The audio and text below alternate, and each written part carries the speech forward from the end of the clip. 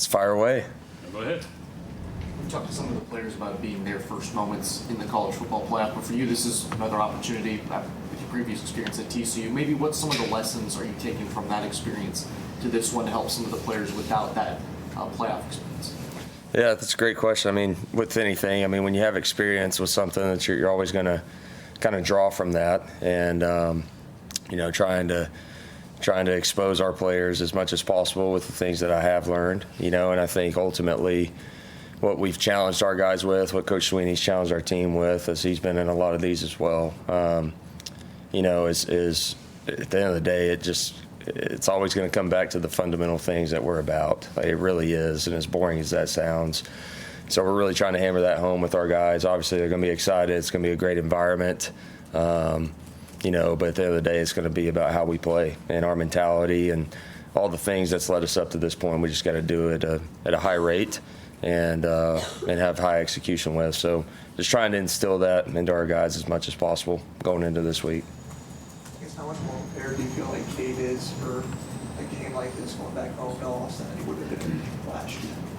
Yeah, I mean, he's just everybody, right? I mean, everybody just feel like we're in a much better spot. He's got a ton of experience as opposed to what he had a year ago, and he's been through a lot. Our team's been through a lot, so yeah, I mean, he's going to be able to draw on his own experiences thus far in the games that he's been in and had to play through and had success, had failure, and so I think he's just going to be able to rely on his preparation and the experience he has up to this point. Looking back at these last two games, Devin talked yesterday about the offense has had some chances to put games away or put together drives. South Carolina, SMU. As you kind of look back on the film on those two, what have kind of held you back? Do you think in those two games in the second half?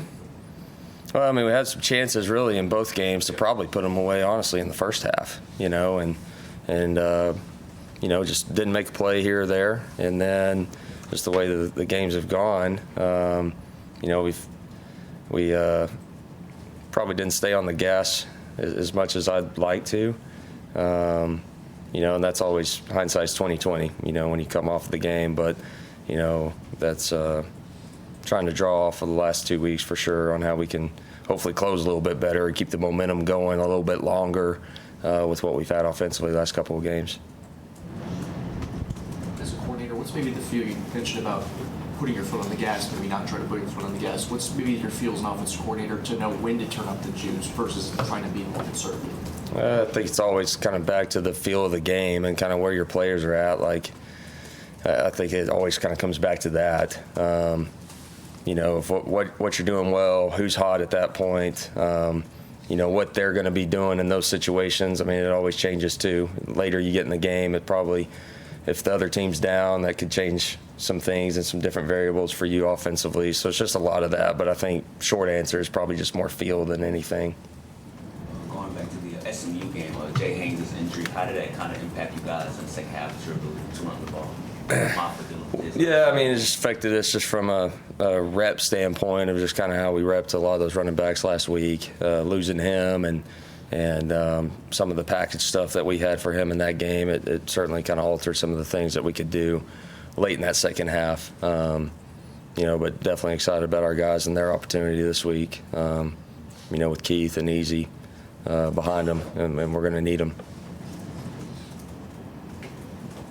Garrett, what's impressed you the most about Cade's development this year? I remember you telling us in the preseason you thought his running ability could be an X factor for you guys, and at the time, as a guy who hadn't really run a lot last year, it sounded kind of funny, but that's proven to be the case. Is it willingness to take off and run and the designed runs? Like, where do you see the most improvement in his game over the course of this year?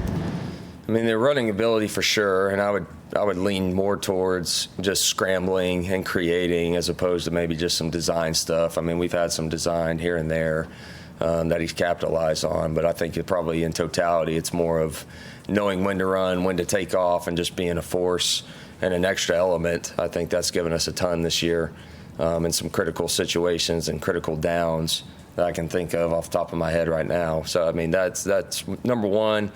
That would be one of the top things. The other, I think, is just becoming more routine in the execution part, like just things that we know that are there he knows it's there. It's just making that routine play. Like he's just doing that at a much higher rate than he obviously did a year ago.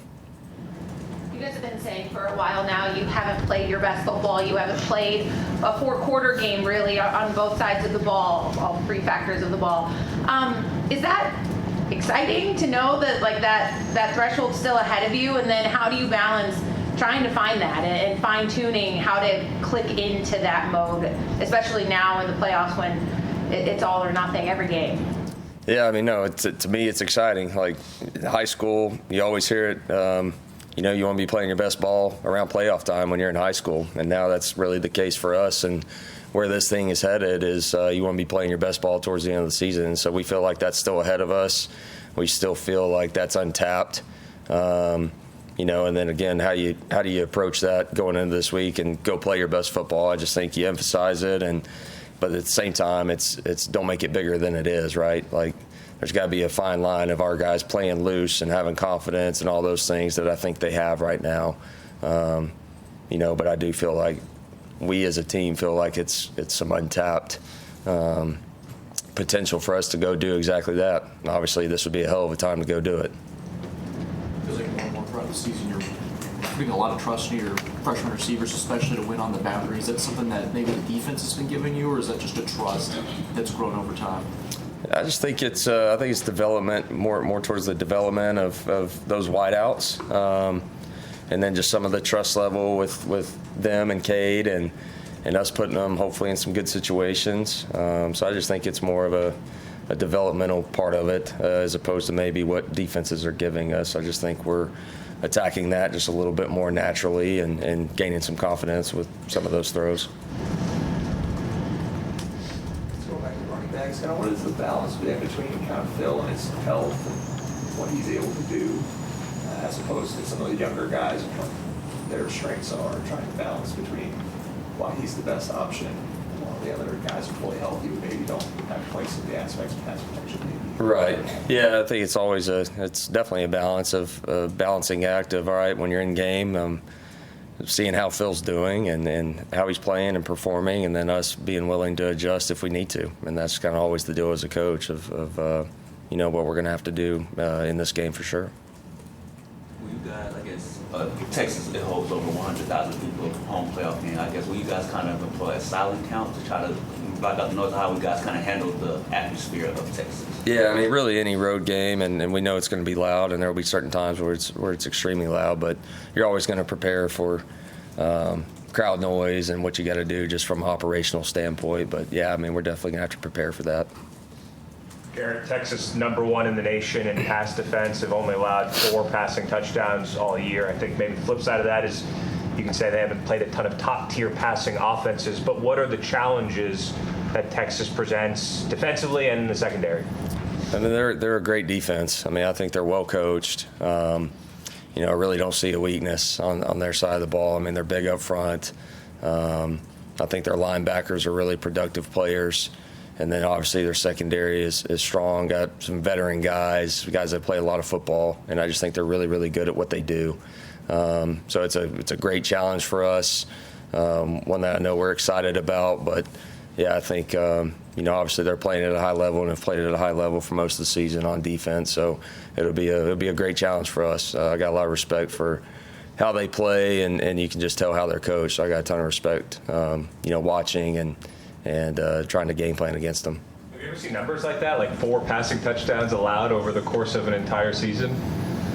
Well, the one that kind of is off the top of my head, that I can't remember the exact stat, but I think I was at SMU and we played Cincinnati. It was the year Cincinnati went to the college football playoff, and they had the Thorpe Award winner at one corner, and oh, by the way, Sauce Gardner was the other corner.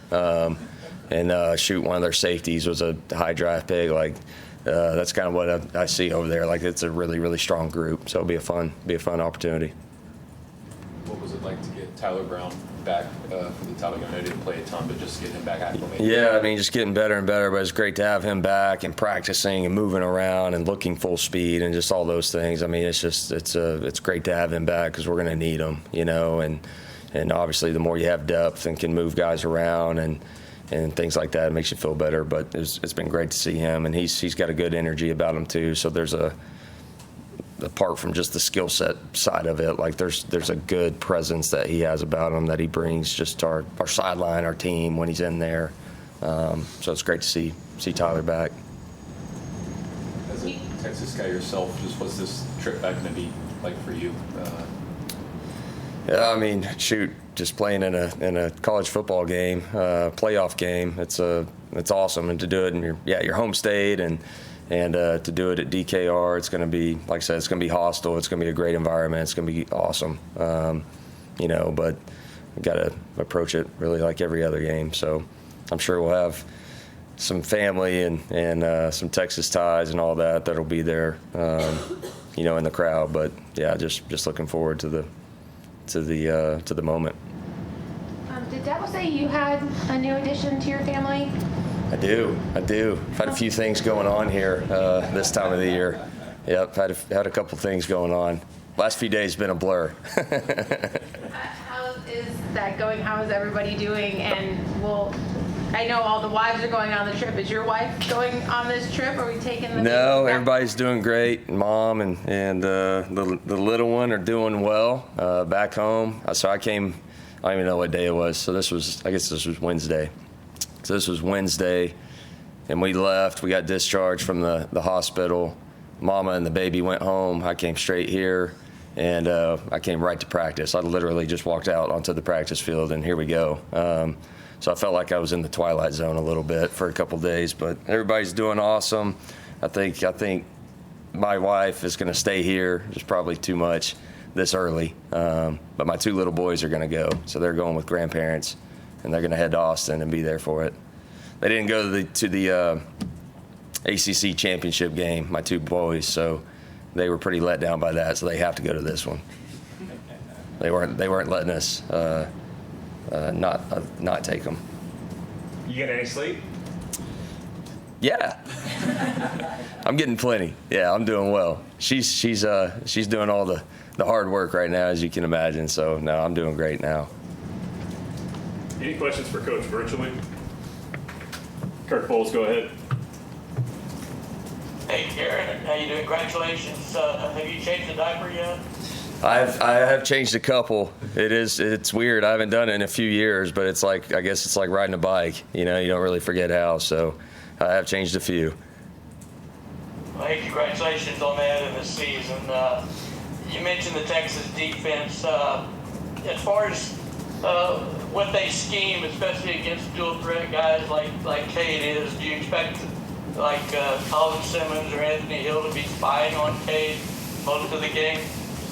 I mean, I would anticipate that they'll have some spy stuff in their package, just with what Cade has done. But listen, I also think they're just going to do what they do. They've had a lot of success all year long. Got really good players. Got a great scheme. I think they're, like I said, I just think they're very, very sound in what they do. So, whatever they're going to do, it's going to be a great challenge for us. But I would anticipate that will certainly be in their arsenal if they choose to do that. And speaking of that SMU-Cincinnati game, how SMU do against that defensive secondary? Yeah, I didn't want to bring that up. Pretty good test, though, right? It was, yeah, no doubt. Yeah, and anything as far as Janae Barron, the Thorpe Award winner at cornerback, any thoughts on how he's playing and how you deal with him? Yeah, really, really, really good player. I think he's just a very instinctive guy.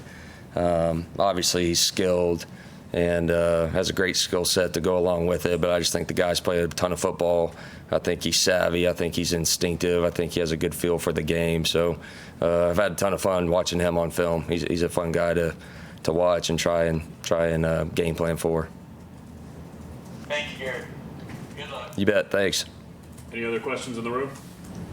With Izume specifically, how do you feel like he's progressed? I don't know, he's been able to play a little bit more down the stretch, and that kind of position him to contribute more. Yeah. I mean, I do. I think those guys are going to have to get some snaps for us and give us something, give us some juice. But I really do. I got confidence in Easy. I mean, he's a different type of runner than what we've had last few weeks, and so looking forward for him to get in the mix. Anyone else for Coach Riley? He was telling us about, I think it was after the Stanford game, that he had a cowboy hat. He was hoping you would have one too. And I think you said he wasn't budgeted in Texas. You did not have a hat with you. No, it is in Texas. That is true. It is at our family ranch. I know exactly where it's at. It's there. So may have to send somebody to go get it on this trip. And I think he was telling me that maybe he'll have to do it. We'll make it to the Cotton Bowl or whatever. Maybe I'll have to bring it out. He may make me. Anybody else? All right, thank you, Coach. All right, thanks, guys.